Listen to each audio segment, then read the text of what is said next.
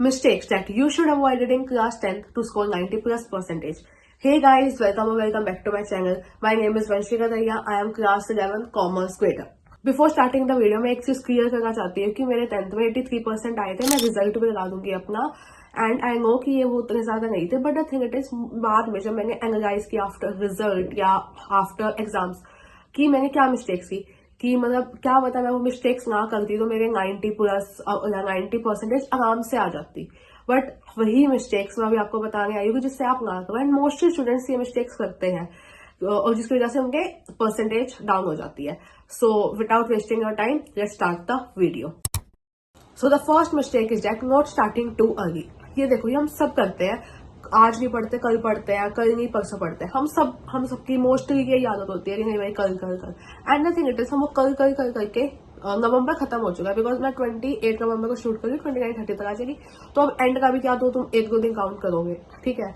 तो इसलिए नवंबर खत्म, दिसंबर जनवरी 17 फेब से एग्जाम है. फरवरी तो मत ही गिनो क्योंकि उसमें तुम्हारा वही सब रहता है रिवीजन का और सेल्फ पेपर वगैरह का, तो उसको तो छोड़ो. 2 महीने हैं. अब 2 महीने में भी तुम ये करोगे कल कल कल, फिर कब नहीं पता कब तुम्हारे आगे एग्जाम्स होंगे, ठीक है. तो अब वो टाइम नहीं है कल करो भाई, ठीक है. मैं ये नहीं कह रही कि टाइम बहुत कम है या टाइम बहुत ज्यादा है. सही टाइम है. जिनका सिलेबस स्टार्ट नहीं हुआ वो करो. मेरी यही गलती थी कि मैंने सिलेबस मतलब मैं पढ़ती तो थी डेली. मैं यही कही कि मैं नहीं कहूंगी कहीं मैं डेली पढ़ती थी नहीं, मैं डेली नहीं पढ़ती थी. मैं मोस्टली पढ़ती थी लाइक वीक्स में कभी कभी. तो मतलब मेरा ना एक आदत थी, या तो मैं कुछ ज्यादा ही पढ़ लेती थी या मैं पढ़ती ही नहीं थी. वही मतलब एक यही था. मतलब एक तो मुझे डेली करना चाहिए था, दूसरा थोड़ा जल्दी क्योंकि ना पढ़ती थी बट नॉट कि मैं इतनी सीरियस नहीं थी बोर्ड्स के लिए. मोस्टली मतलब बहुत कम ही होते हैं जो पहले सीरियस हो जाते हैं. मोस्टली तो मतलब जब दिसंबर या जनवरी आता है, जब पता होता है 1 या 2 महीने में बोर्ड्स है, तभी सीरियस होते हैं, ठीक है. तो मेरे साथ यही था. मैंने जनवरी में जाके वो जनरल स्टडी स्टार्ट करी थी जो मुझे बहुत पहले कर देनी चाहिए थी. सो अभी भी तुम्हारे पास टाइम है. दिसंबर है, जनवरी है, बहुत टाइम है, हो जाएगा, ठीक है.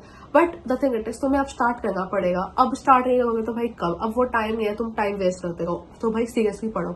अगर तुम्हारा सिलेबस कंप्लीट नहीं है, यूट्यूब पे जो सी भी टीचर तुम्हें सही लगते हैं उनके 1 शॉट देखो, एनसीईआरटी रीड करो. फिजिक्स के न्यूमेरिकल्स जो मतलब जो न्यूमेरिकल्स वाले टाइप है या मैथ्स है उनके क्वेश्चन सॉल्व करो. जो लर्निंग के लर्निंग करो तो करो भाई, ठीक है. एंड जिनका सिलेबस कंप्लीट है भाई अपना तुम रिविजन करो, सैम्पल पेपर में फोकस करो, ठीक है. So the second mistake is that not doing question practice or not solving my doubts. तो मेरी ना एक चीज कर दी, जैसे मैंने कोई लेक्चर देखा, समझो एक मैथ्स का चैप्टर है, मैंने मैथ्स का चैप्टर की 1 शॉट देख ली या कोई वीडियो वगैरह देख ली, ठीक है. अब मैंने वहां के क्वेश्चन देख जो मतलब उस लेक्चर में हो गए थे, वो उस लेक्चर के मुझे समझ आ गए.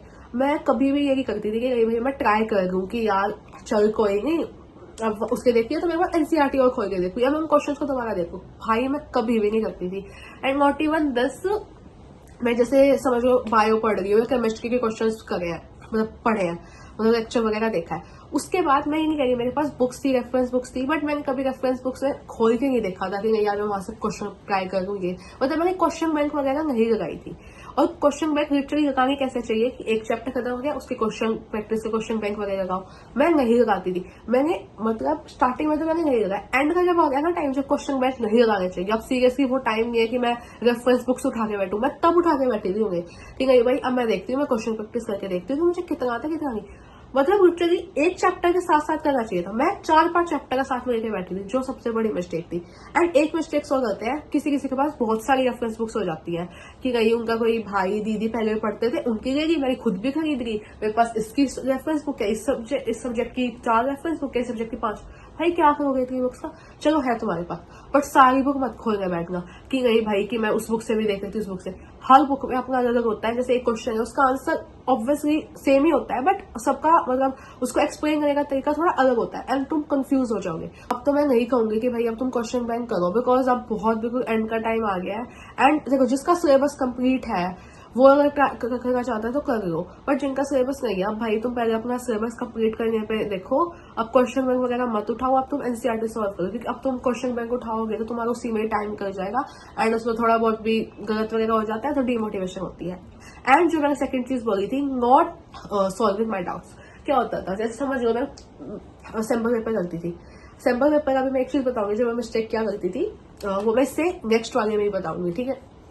तो इसमें क्या था, सैंपल पेपर में क्या करती थी, बाई चांस मैंने सैंपल पेपर सॉल्व किया, एक चीज थी मुझे नहीं आया, मतलब डाउट था मेरा, मैंने गूगल कलर छोड़ दिया। द थिंग इट इज, जो उस टाइम पे क्वेश्चनों पे गूगल मैंने लगाए थे मुझे बाद में देखना है, वो आज भी जैसे गूगल ही गले में, मैंने कभी भी वापस ऐसा ट्राई नहीं किया कि भाई खोल के देख लेती उसका क्या आंसर था, नहीं।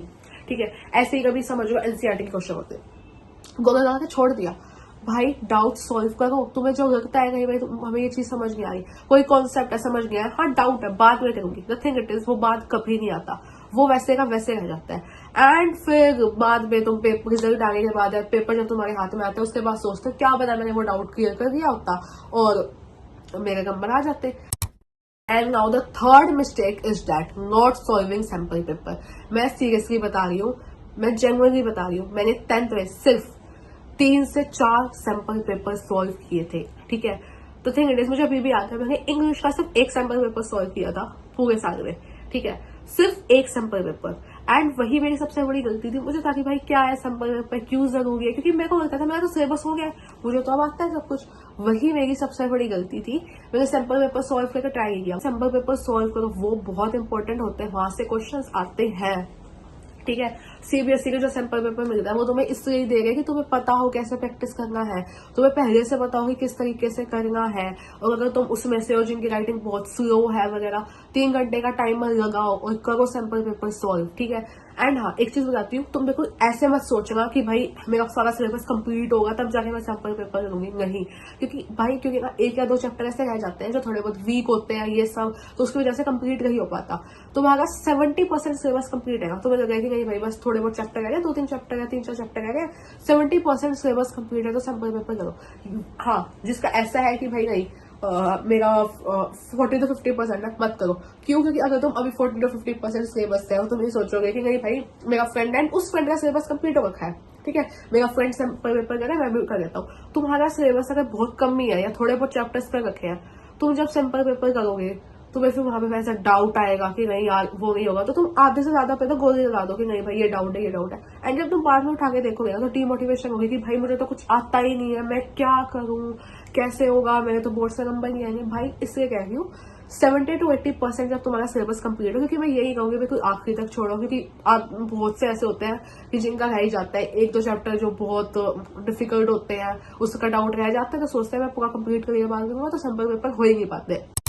नाउ द फोर्थ मिस्टेक जो सबसे ज्यादा इंपॉर्टेंट है वो करनी ही नहीं चाहिए, that is not doing the revision. मैं कभी भी रिविजन करती ही नहीं थी। तो थिंक इट इज जैसे कोई चैप्टर है मैंने पढ़ने के बाद नोट्स वगैरह सब बनाए, मैं वापस उसे पढ़ती नहीं थी। मतलब मैंने एक बार जैसे बाई चांस उसको याद कर दिया, याद करने के बाद मैं दोबारा ट्राई नहीं करूंगी कि मैं उसको रिवाइज करूँ। एंड मतलब मेरे साथ बहुत बार ऐसा होता था, मैं यही सोचती थी कि मैंने चैप्टर पढ़ा था, लेक्चर देखा सब, बट मैं उसको 2-3 महीने बाद पढ़ रही हूँ, मेरे को याद क्यों नहीं है? क्योंकि मैं रिविजन करती ही नहीं थी। मैं बता रही थी कि मैंने 1-2 सैंपल पेपर किए, उससे पहले भी मैं रिविजन ही करती थी। एंड बोर्ड्स के टाइम पे भी मैंने उसको वापस पढ़ा, एक चैप्टर्स को वापस से नोट्स से गो थ्रू होते हैं, मतलब मैंने सब किया, याद किया, but the thing it is मुझे वापस से रिविजन करनी चाहिए थी जो मैंने नहीं करी। एग्जाम से पहले रिवीजन करनी चाहिए थी जो मैंने नहीं करी। मैं उसको लर्न करती थी, वो जो 1-2 सैंपल पेपर था वो लगाया, एंड मैंने रिवीजन करी नहीं। मैंने पूरे साल में 1 या 2 बार ही मुश्किल से रिवीजन करी थी। Revision is most important, because revision करोगे तभी तुम्हें याद रहेगा। अभी भी मैं ये कह रही हूँ, जो तुम पढ़ रहे हो, जैसे तुमने कुछ आज पढ़ा, शाम को सोने से पहले उस हर चीज को रिवाइज करो कि भाई तुमने क्या क्या पढ़ा इन शॉर्ट वे, ठीक है, किसी पेज पे लिखो या कुछ, क्योंकि रिवीजन इंपॉर्टेंट है। तुम्हें आज पढ़ा और फिर तुम फरवरी में लेके बैठ के उस चैप्टर को मेरे तो ये याद ही नहीं होगा, क्योंकि रिवीजन नहीं करी। Revision is must. Sample paper लगाओ, उससे पहले एक बार हर चीज को रिवाइज करो, ठीक है, रिवीजन करो। And these are the points, जो 4 पॉइंट्स जो मैंने तुम्हें बताए हैं, उसके लिए ये मिस्टेक्स मत करो। मेरे इसी मिस्टेक पे जैसे मार्क्स करते थे। एंड मोस्टली जब तुम किसी और की भी वीडियो देखोगे सब यही बताएंगे, क्योंकि मोस्टली स्टूडेंट्स मिस्टेक करते हैं एंड फिर नंबर कटते हैं। और द थिंग इट इज, जब तुम पेपर दे रहे होते हैं, पेपरों के बाद रिजल्ट के बाद, तुम्हें सीरियसली जेन्युइनली ये लगता है यही मिस्टेक्स है, अगर मैं ना कर देगा तो आराम से नंबर आ जाते हैं। एंड ऑल द बेस्ट, मत डरो। 10th के बोर्ड सेम होते हैं, बस तुम्हें दूसरे स्कूल में जाके देने होते हैं। नथिंग दैट मच, कोई वो नहीं है कि नहीं भाई बोर्ड्स है। एंड सीरियसली एक चीज बताऊं, इनके नंबर कोई याद नहीं करेगा। जब मेरा रिजल्ट आया था उसके 1 महीने भी मुश्किल ही है, थोड़ी बहुत बात चली थी। नाउ नवंबर आ गया, 11 एंड 12 में दोबारा ऑब्वियसली बोर्ड्स ही देने हैं। अब कोई याद नहीं करता, अब उन बोर्ड से नंबर को कोई नहीं देखता, ठीक है। बट या ऑल द बेस्ट, मेहनत करो, मत डरो, रिजल्ट अच्छा ही आएगा, बस इन मिस्टेक्स का ध्यान रखना। And that's all for the video, bye.